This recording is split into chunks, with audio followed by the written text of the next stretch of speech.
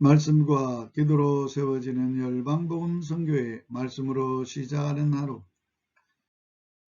2022년 8월 11일 목요일 오늘의 말씀은 시편 119편 1절에서 24절 주제 주의 말씀을 내 마음에 두었나이다. 시편 119편은 주님의 뜻이 나타나 있는 말씀의 위대함을 잘 가르쳐주는 귀한 내용이 담겨 있습니다.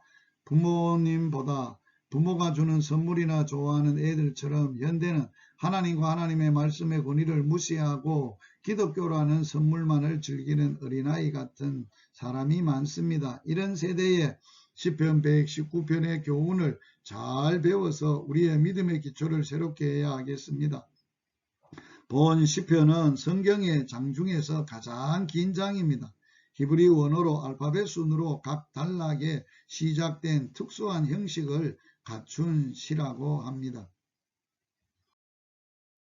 하나님의 말씀대로 사는 사람이 복이 있습니다. 이 시에는 하나님의 말씀을 하나님의 법, 증거, 주의 도, 법도, 주의 율례, 계명, 주의 말씀, 규례 등으로 표현했습니다. 저자는 하나님의 말씀을 지키고 행하는 자를 복되다고 했습니다. 하나님께서 우리를 괴롭게 하는 멍에로 말씀을 주어진 것이 아니라 우리를 복되게 하려고 말씀을 주신 것입니다. 말씀을 사모하여 하나님의 말씀을 배우고 말씀대로 살고자 애쓰는 자들은 모두 행복한 인생을 창조하고 있는 것입니다. 그들은 불의를 행치 않고 하나님의 의를 행하기 때문에 하나님과 하나님 사람 앞에 부끄럽지 않습니다. 하나님을 찬송하며 감사와 기쁨이 넘칩니다. 말씀 안에서 길을 찾습니다. 말씀 안에서 위로와 능력을 더듬습니다. 말씀 안에서 지혜를 찾으며 의로운 판단도 배웁니다. 말씀만이 인생의 모든 행할 바를 올바로 가르쳐 줍니다.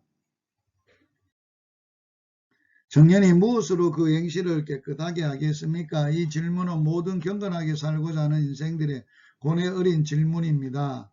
깨끗하게 살고자 해도 아무도 그렇게 살 능력이 없었던 것입니다. 그리하여 자기 합리와 상황윤리 등이 범람합니다. 그 비결이 뭘까요?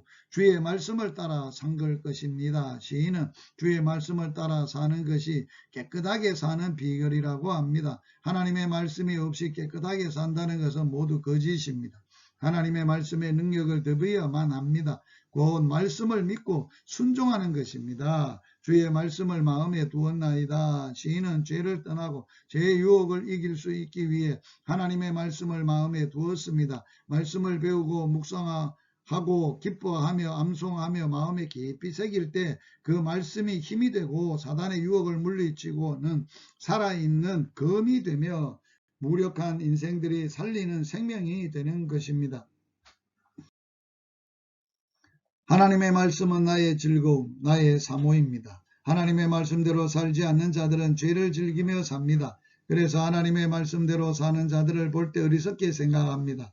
인생을 너무 멋없이 산다고 가엾게 여기기도 합니다. 그러면서 한편으로는 자기들의 불의와 탐욕과 죄악이 노출되기도 하므로 신자들을 해방하고 핍박도 합니다. 시인은 그런 조롱과 멸시와 해방 가운데 기가 죽지 않고 오히려 하나님의 말씀을 묵상했습니다.